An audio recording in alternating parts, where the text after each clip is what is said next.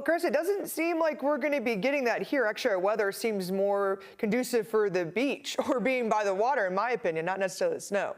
Yeah, it really does. Until today, we had not hit any record highs, but we did hit 80 on Christmas Day, 78 yesterday, and now 80 again today. And for today, that is a record, but there are some big changes on the way. Your weather headlines for Sunday are calling for a very small chance for a few sprinkles. So if you have any outdoor plans tomorrow, it's not going to hamper your plans.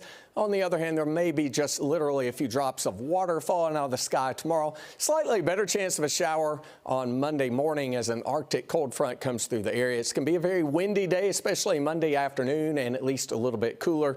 And then Tuesday and Wednesday, and headed into the first part of the new year, it is going to be Arctic cold as we bring in more of those 20s in the morning, with high temperatures struggling to hit about 50 degrees by Tuesday headed into Wednesday.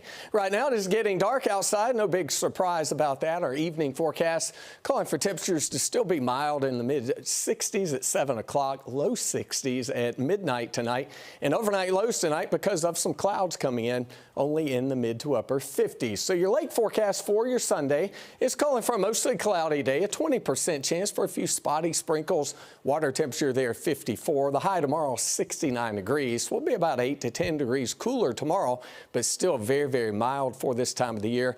A little cooler as we head into Monday, and then we turn really cold by Monday night and into Tuesday. Current temperatures around the area are safely in the 60s, even a few pockets of 70s out there.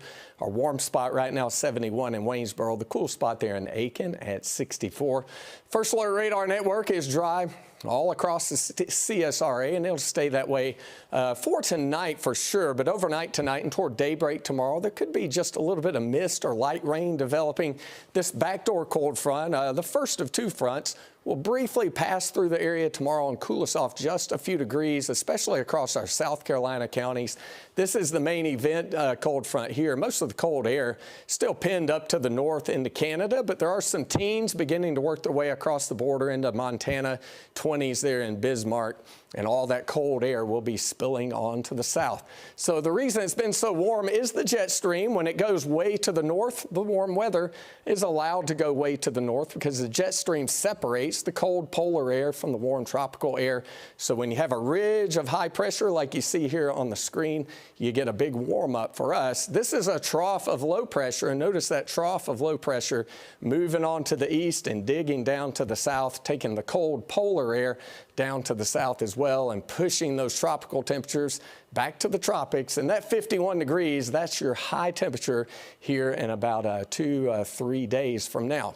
Now, there may be a little bit of rain as we transition through, but as you're going to see, not much, just a 20% chance for a couple of sprinkles out there for tomorrow. Our best bet for rain, about 30% chance Monday morning as the front moves through and we start to turn cold.